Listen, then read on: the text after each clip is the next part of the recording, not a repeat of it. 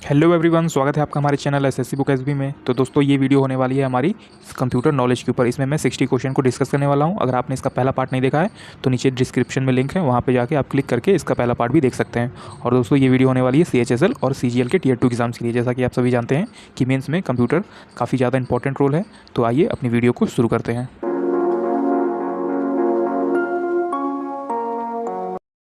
तो दोस्तों, ये हमारा पहला क्वेश्चन स्टार्ट होता है यहाँ से। किस इनपुट डिवाइस में की दबाकर कंप्यूटर में डेटा इनपुट किया जा सकता है? तो आपसे पूछा है कि इनमें से कौन सा ऑप्शन ऐसा है जिसमें हम की दबाते हैं और फिर कंप्यूटर में डाटा इनपुट हो जाता है। तो सबसे अच्छा ऑप्शन है इसका कीबोर्ड। तो आपका राइट आंसर ऑप्शन ए हो जाएगा, जो कि है हमारा कीबोर्ड। अगला क्वेश्चन देखेंगे। जब हम माउस को 2 बार क्लिक करते हैं तो सूचना किसको जाती है? जब हम माउस को 2 बार क्लिक करते हैं तो सूचना सीपीयू को जाती है। सीपीयू का full form central processing unit. तो आप इसे याद रखेंगे, जो कि ऑप्शन नंबर ए में दिया हुआ है। अगला क्वेश्चन आता है हमारा। निम्नलिखित में से कौन सा पॉइंटिंग डिवाइस कंप्यूटर की स्क्रीन पर किसी वस्तु को किसी भी दिशा में ले जाने के लिए है? तो ये है ऑप्शन नंबर बी, जॉयस्टिक। आपने देखा होगा जॉयस्टिक से अक्सर गेम खेला जाता है, तो आप जानते होंगे जॉयस्टिक क्या होता है। तो ये किसी भी स्क्रीन पर अपनी दिशा में आप इसे कहीं भी ला सकते हैं, इसके पॉइंटर को। अगला क्वेश्चन आता है दोस्तों हमारा। ट्रैक बॉल कौन सा डिवाइस है? तो ट्रैक बॉल जो डिवाइस है वह एक इनपुट डिवाइस है। आप इसे याद रखेंगे कि ट्रैक बॉल जो है वो एक इनपुट डिवाइस है। अगला क्वेश्चन है दोस्तों हमारा। इनमें से कौन सा एक इनपुट डिवाइस है? तो आप इसे देखेंगे इनपुट डिवाइस कौन सा है। तो स्कैनर जो होता है वो हमारा इनपुट डिवाइस है। बाकी जो स्पीकर हैं, प्रोजेक्टर हैं और मॉनिटर जो हैं, ये सभी जो हैं वो एक आउटपुट डिवाइस है, और जो स्कैनर है हमारा वो एक इनपुट डिवाइस है। तो आप इसे याद रखेंगे। अगला क्वेश्चन आता है दोस्तों हमारा, चूँकि है कंप्यूटर गेम और सहायक तकनीकी के लिए जॉयस्टिक का उपयोग कहाँ करेंगे? तो जो जॉयस्टिक का उपयोग किया जाता है वो कर्सर कंट्रोल में किया जाता है। तो आप इसे याद रखेंगे कि जॉयस्टिक का उपयोग किया जाता है कर्सर कंट्रोल में। अगला क्वेश्चन है। निम्नलिखित में से कौन सा एक इनपुट डिवाइस है? तो इनपुट डिवाइस है कौन सा? माउस। तो आप इसे याद रखेंगे, इनमें से एक इनपुट डिवाइस है माउस। अगला क्वेश्चन देखेंगे, जो कि है हमारा। निम्नलिखित में से किस यंत्र में इलेक्ट्रॉनिक लिखने का क्षेत्र होता है? तो किस यंत्र में इलेक्ट्रॉनिक लिखने का क्षेत्र होता है? वो है ग्राफिक टैबलेट। तो आप इसे याद रखेंगे कि इलेक्ट्रॉनिक लिखने का क्षेत्र होता है ग्राफिक टैबलेट्स में। अगला क्वेश्चन आता है। किस उपकरण का उपयोग पेंसिल पेन द्वारा पूर्व निर्दिष्ट प्रकार के प्रश्न को पहचानने के लिए किया जाता है?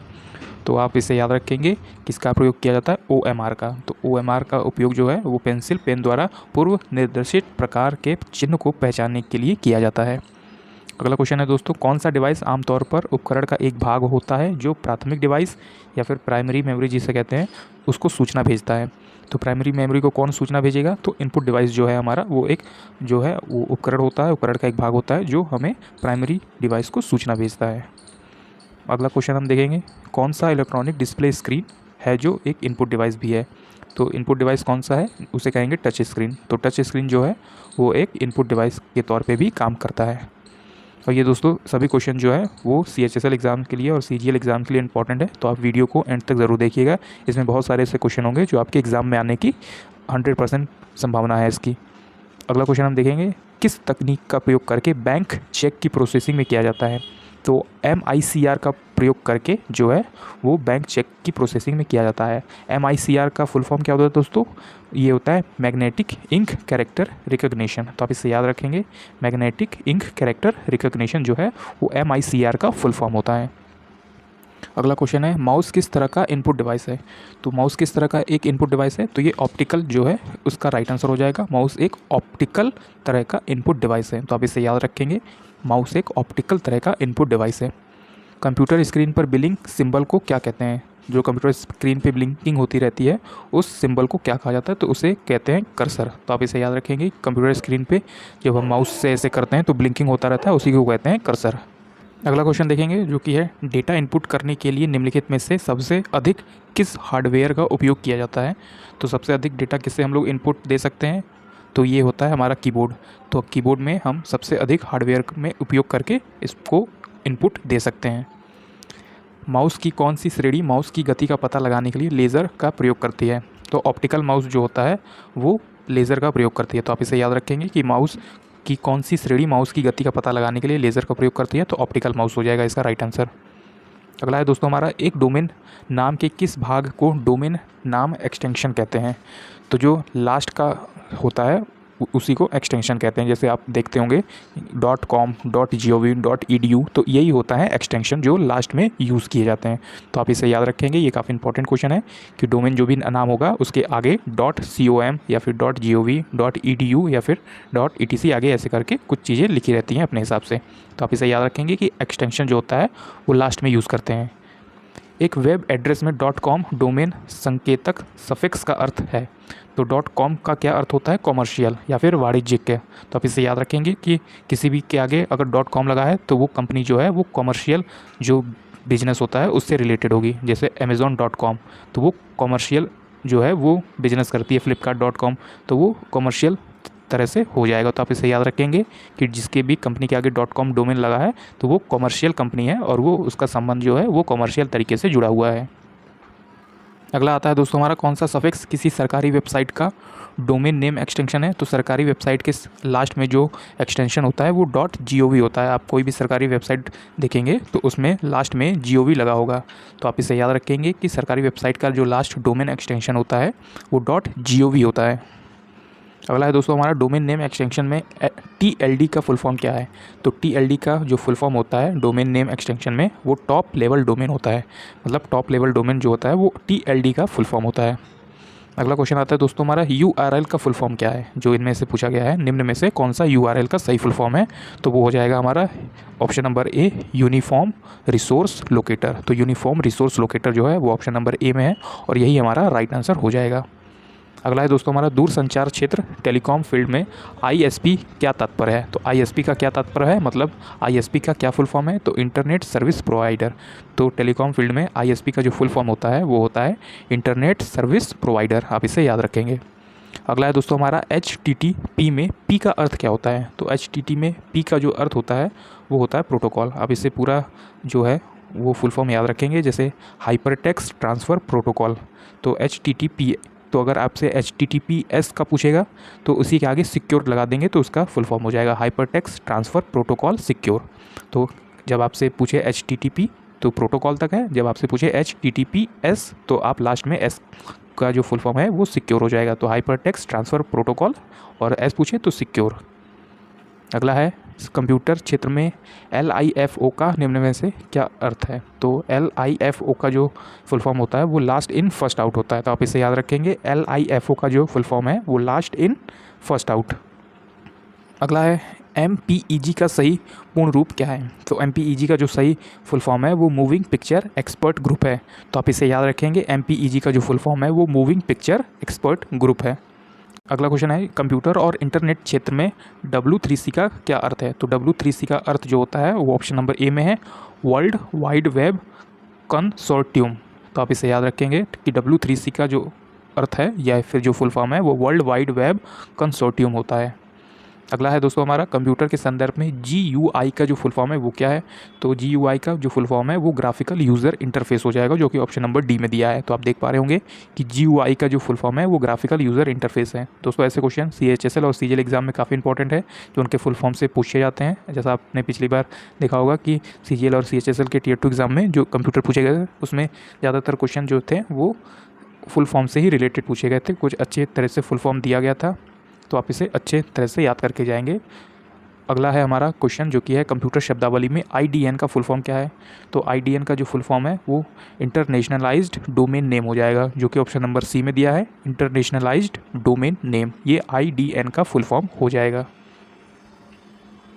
कंप्यूटर शब्दावली में ALU का फुल फॉर्म क्या होता है। तो ALU का जो फुल फॉर्म होता है कंप्यूटर शब्दावली में वो ऑप्शन नंबर ए है अर्थमेटिक लॉजिक यूनिट। तो अर्थमेटिक लॉजिक यूनिट हो जाएगा ALU का फुल फॉर्म। अगला है FTP का फुल फॉर्म क्या है। कंप्यूटर में जो FTP है उसका फुल फॉर्म क्या है। तो ऑप्शन नंबर डी हो जाएगा इसका फाइल ट्रांसफ़र प्रोटोकॉल। तो फाइल्स ट्रांसफ़र प्रोटोकॉल जो है वो FTP का सही फुल फॉर्म हो जाएगा। अगला है दोस्तों हमारा कंप्यूटर टेक्नोलॉजी में DVD का पूर्ण रूप क्या होगा।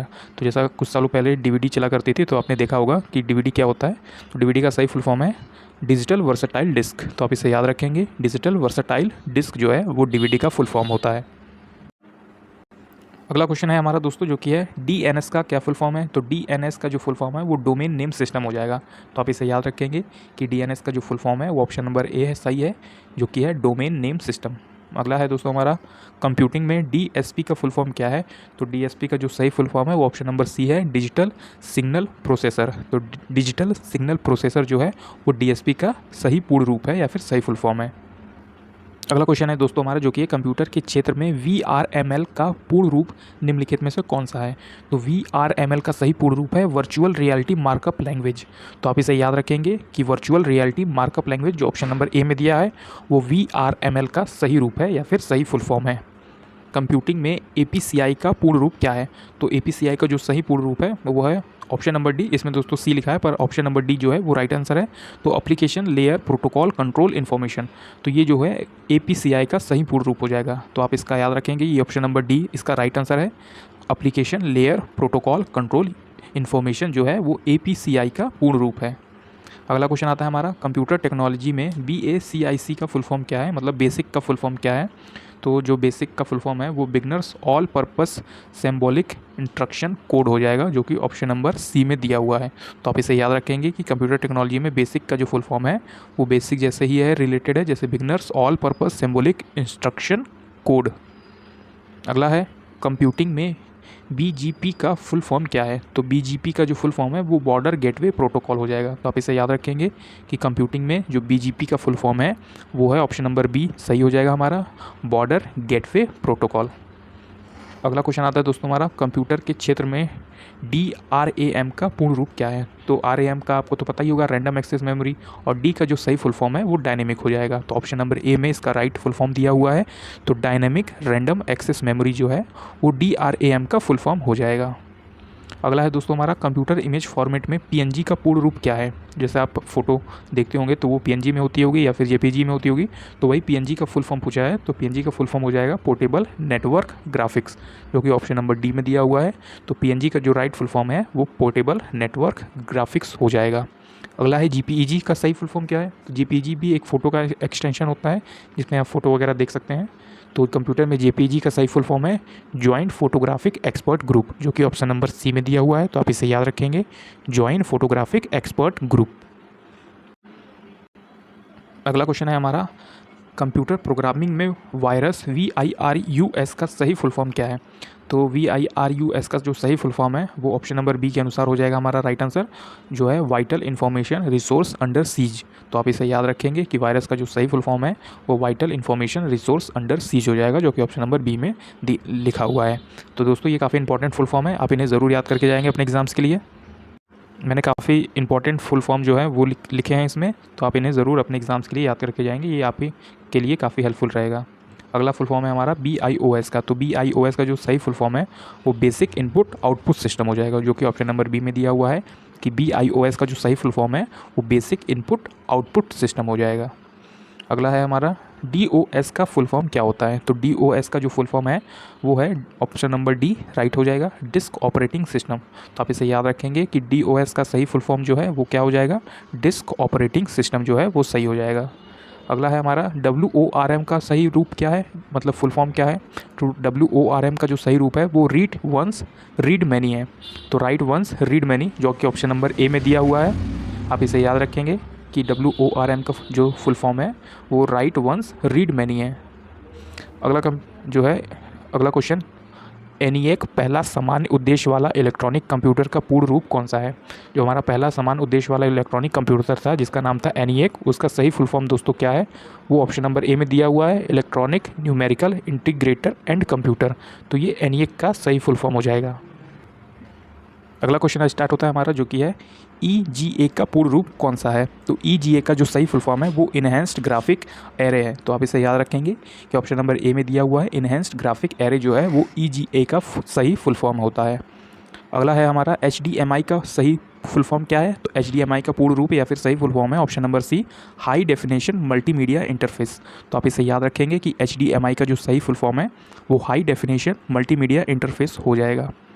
अगला क्वेश्चन स्टार्ट होता है दोस्तों, ये काफ़ी इंपॉर्टेंट क्वेश्चन है, ये आपके एग्जाम में आने के लिए पूरी तरह संभावित प्रश्न है, तो आप इन्हें ज़रूर याद करके जाएंगे। निम्नलिखित में से कौन सा MS वर्ड 365 में एक मान्य फाइल प्रारूप या फिर जिसे फाइल फॉर्मेट नहीं है। तो MS वर्ड में जो एक फाइल फॉर्मेट नहीं है वो कौन सा है, .DCP। जो .DCP है वो MS वर्ड में जो फाइल फॉर्मेट है वो उसका नहीं होता। अगला है कंप्यूटर में फ़ाइल के प्रकार को किस के द्वारा पहचाना जा सकता है। तो कंप्यूटर में फ़ाइल के द्वारा को किसके द्वारा पहचाना जा सकता है, फाइल एक्सटेंशन के द्वारा। जैसा मैंने आपको ऊपर बताया कि एक्सटेंशन क्या होता है, लास्ट में जो है वो लिखा रहता है। जैसे आप पहचान सकते हैं कि ये जेपीजी फाइल है, कि ये पीएनजी फाइल है, कि ये वीडियो फाइल है, तो आप इसे एक्सटेंशन के द्वारा पहचान सकते हैं। निम्नलिखित में से कौन सा एमएस पावर पॉइंट में एक सामान्य फाइल प्रारूप नहीं है। तो एमएस पावर पॉइंट का जो एक फाइल एक्सटेंशन होता है वो इनमें से कौन नहीं है। तो .pwpt जो है वो एमएस पावर पॉइंट का एक प्रारूप नहीं है। तो आप इसे याद रखेंगे कि .pwpt जो ऑप्शन नंबर सी में दिया है वे एमएस पावर पॉइंट 365 का एक प्रारूप नहीं है। निम्नलिखित में से कौन सा माइक्रोसॉफ्ट वर्ड में फाइलों का एक एक्सटेंशन है। तो इसमें से माइक्रोसॉफ्ट वर्ड का कौन सा एक्सटेंशन है जिसे आप सेव करेंगे तो वो माइक्रोसॉफ्ट वर्ड में जाकर सेव हो जाएगा आपका फाइल। तो वो आप कैसे पहचानेंगे, उसके पीछे .docx देख के, आप जब डॉट में देखेंगे .docx तो आप पहचान लेंगे कि ये माइक्रोसॉफ्ट वर्ड का एक फ़ाइल है या फिर एक फ़ाइल का एक्सटेंशन है। अगला क्वेश्चन आता है दोस्तों हमारा, जो कि है .docx फाइल एक्सटेंशन है और ये किस सॉफ्टवेयर में सबसे पहले परिचित किया गया था। तो इसका राइट आंसर MS 2007 हो जाएगा। नीचे जो आंसर लिखा है वो गलत है, तो आप राइट आंसर है MS वर्ड 2007 जो है, इसमें सबसे पहली बार .docx फाइल का एक्सटेंशन जो है वो सबसे पहले इसी में लाया गया था। अगला क्वेश्चन आता है दोस्तों हमारा, MS एक्सेल 2007 में किसी फाइल को डिफ़ॉल्ट रूप में किस एक्सटेंशन के साथ सेव किया जा सकता है। जब आप MS एक्सेल 2007 खोलेंगे और अपनी फ़ाइल को डिफ़ॉल्ट रूप में सेव करेंगे तो वो कौन से एक्सटेंशन में जाके सेव होगा। तो .xlsx हो जाएगा। तो आप इसे याद रखेंगे कि .xlsx के रूप में वो एक्सटेंशन में जाके सेव हो जाएगा। हमारा लास्ट क्वेश्चन है, निम्न में से कंप्रेस्ड फाइल का फाइल एक्सटेंशन नेम क्या होता है। तो जो कंप्रेस्ड फाइल होती है हमारी, बहुत सारी फाइलों को छोटा करके एक कंप्रेस्ड फाइल बना लिया जाता है, तो उसका एक्सटेंशन क्या होता है। तो आप सुने होंगे जिप फाइल है ये, तो .zip, तो .zip ये एक फाइल एक्सटेंशन का नाम है। तो आप इसे याद रखेंगे कि कंप्रेस्ड फाइल का जो फाइल एक्सटेंशन का नाम है वो जिप फाइल के नाम से जाना जाता है, .zip जिप। हमने इस वीडियो में कंप्लीट किए लगभग 60 क्वेश्चन। तो अगर आपको हमारी ये वीडियो पसंद आई तो हमारी इस वीडियो को एक लाइक ज़रूर कर दीजिएगा और हमारे चैनल SSC बुक SB को भी सब्सक्राइब कर दीजिएगा। आपसे मिलते हैं नेक्स्ट वीडियो में, तब तक पढ़ते रहिए और हमेशा अपने लक्ष्य की तरफ आगे बढ़ते रहिए।